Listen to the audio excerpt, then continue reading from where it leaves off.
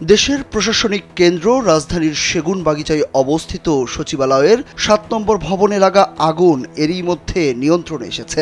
৬ ঘন্টারও বেশি সময় পর বৃহস্পতিবার সকাল ৮টা ৫ মিনিটে আগুন নিয়ন্ত্রণে আসে। বুধবার দিবাগত মধ্যরাত ১টা ৫২ মিনিটে আগুন লাগার সংবাদ পায় ফায়ার সার্ভিস। কয়েক মিনিটের মাথায় আগুনের তীব্রতা বেড়ে যাওয়ায় পর্যায়ক্রমে ১৯টি ইউনিট ঘটনাস্থলে পৌঁছে আগুন নিয়ন্ত্রণে কাজ করে বলে জানিয়েছে ফায়ার সার্ভিস। এদিকে আগুন লাগা ওই ভবনে আছে বেশ কয়েকটি গুরুত্বপূর্ণ মন্ত্রণালয়ের অফিস। দীর্ঘ সময় আগুন জ্বলায় এসব মন্ত্রণালয়ের গুরুত্বপূর্ণ নথিপত্রের পরিণতি কি হয়েছে তা বলা মুশকিল হয়ে দাঁড়িয়েছে।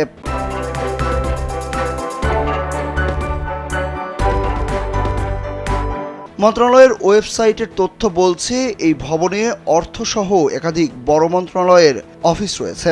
মন্ত্রিপরিষদ বিভাগের ওয়েবসাইটের তথ্য মতে সচিবালয়ের ৭ নম্বর ভবনে যুব ও ক্রীড়া মন্ত্রণালয়, ডাক, টেলিযোগাযোগ ও তথ্য প্রযুক্তি মন্ত্রণালয়, স্থানীয় সরকার, পল্লী উন্নয়ন ও সমবায় মন্ত্রণালয়, শ্রম ও কর্মসংস্থান মন্ত্রণালয়, অর্থ মন্ত্রণালয় এবং সড়ক পরিবহন ও সেতু মন্ত্রণালয়ের বিভিন্ন বিভাগ রয়েছে।